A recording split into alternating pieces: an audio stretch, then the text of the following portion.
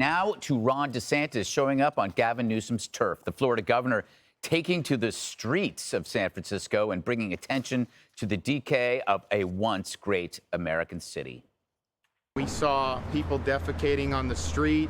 We saw people using heroin. We saw people smoking crack cocaine. The city is not vibrant anymore. It's really collapsed because of leftist policies. San Fran's Democratic mayor not taking his crap and hitting back. Unfortunately, in politics, the old playbook of focusing on the negative and targeting places like San Francisco have been, unfortunately, the norm. So we need to turn that around. I don't know what his experience was. You know, people are taking what they're seeing in videos and seeing in terms of a snapshot and elevating them. But the people who actually live in the Tenderloin, have businesses in the Tenderloin, who are experiencing that, those are the people we should actually be listening to. Wow. Those are the people who have been talking the most about the decline in San Francisco, Jesse. I understand it. It's personal to her. She's the mayor behind overseeing a dramatic change in this city. But shouldn't she kind of welcome the attention that she's getting as well? It might actually force the entire city to do something. I'd be humiliated if I were her. I've probably on Jesse Watters' primetime talked to more people in the Tenderloin than she has. If she talked to them, she might know that there's a problem. This city is such a political gift for the Republican Party. You have a location where all of the people running for president can go to, and it's just a pile of every failure the Democrats have had. Crime, illegals, drugs, homelessness. The Republican candidate can just point to and say, see, this is what Democrats give you. This is Joe Biden. This has given us the ability to link San Francisco to Joe Biden.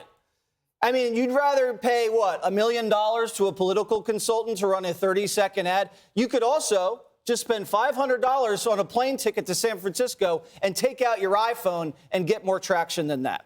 RFK is getting traction. DeSantis is getting traction now. Permission to make an analogy. Absolutely. Imagine if January 6th was a city. Yes. January, Philadelphia. And the Democrats could just fly in there and just put up a podium, and then in the background, there was a bunch of people wearing red hats climbing all over the Capitol and say, see, this is what Republicans do. It's the same exact thing. Airtight analogy. But what you're pointing out is there is no Republican city you could point to. So there's not. So you had to make up an analogy. Exactly. Because it doesn't exist. Which is why if I were Biden, I'd be mad. And I would call Breed. I'd say, Breed, you're killing me, lady. Clean it up. They're linking. I live in Delaware. They're making me out to be the Dr. Tenderloin over here. I need a little help. And your career's going to go nowhere if you don't fix this mess. That's what I would do.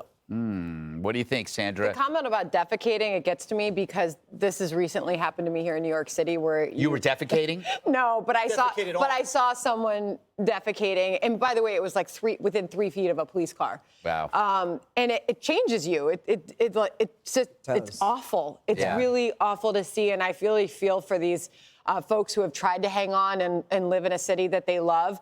But that's not the case so much anymore. In this 2-week arrest period, the 45 arrests, only 3 people were from San Francisco. These people who are committing these crimes aren't even from there, first of all. And now just to go shopping, you're going to have to walk through metal detectors. I mean, what is happening? And then once you get through the metal detector, they're shutting off the second exit. God forbid there's a fire.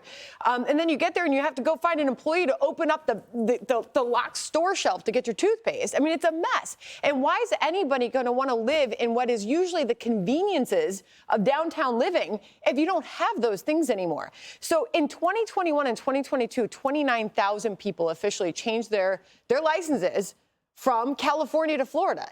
People vote with their feet. I think I'm stealing that line from Ron DeSantis because that is what is happening there. And it's only getting worse. There's no sign that anybody's waking up to just how bad it's getting.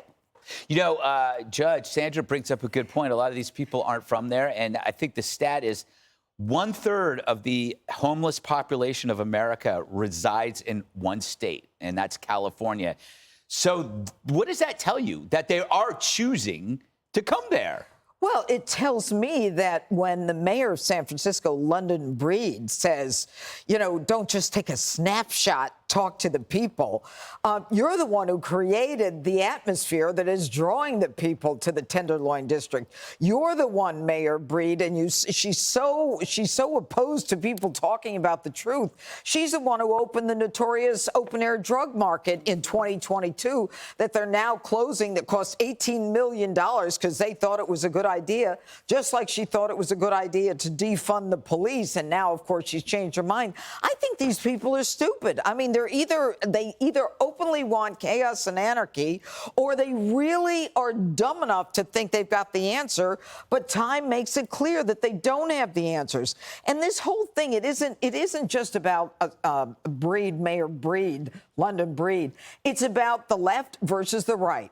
We're going to have fentanyl available for you. So of the 45 arrests, 42 of the people who are arrested for fentanyl are from out of the state because they want to come in to buy fentanyl. They know that California is a place to do it. And 500,000 people in the last 2 years have left California. I mean, that's a lot of people in the last 2 years. It tells you that it's a hellhole, and they don't want to admit it. They don't want you talking about it. We talked about this yesterday with ABC, where they said it was too dangerous at 4 a.m. to videotape. It is dangerous because the leaders there are not doing anything about it. Jessica, I go back to this amazing point that was made surprisingly by Jesse, which is that it's easy to do this to the left because the cities are the product of their ideas. And so you can see the homelessness, the devastation, the defecation, but you can't do that with a Republican city. That must be very embarrassing to you as a Democrat. How humiliated are you right now? I'm actually feeling pretty good because I have a city to talk about, and a city in Ron DeSantis' home state, a city called Jacksonville. Could also refer to it as the murder capital. Could also refer to it as a place where there was a Republican mayor until Donna Deegan, just about a month and a half ago, was able to turn that seat to a Democrat TV personality who is now the mayor. Same thing as what happened in Colorado Springs, Colorado, flipping a long-held Republican seat. Ron DeSantis helps himself in doing this, obviously. This is for his supporters or potential supporters. But he ignores the fact that Florida has the 3rd highest homeless population in the country, behind California, which also has a population double the size of Florida, and behind New York. And we live here. We know that there are a lot of homeless people here. But he has the number 3 highest homeless population. He's not talking about that. He's not talking about the homicide rate in a city like Jacksonville and what his plan is to fix his home state. He's only pointing fingers at what's going on in, quote, liberal states. So we'll see. I hope Donna Deegan can turn things around in Jacksonville. But these Republicans, when we look at what they're doing as Democrats, we say, there are things that you need to get your house in order about. And we talked about Bakersfield as well, where Kevin McCarthy is from, complete Republican control and much more dangerous than a Chicago or a New York. Everyone has selective outrage for whatever. But are there a lot of homeless tent cities where everyone's defecating and shooting fentanyl? Well, in Florida, I haven't seen them in Florida.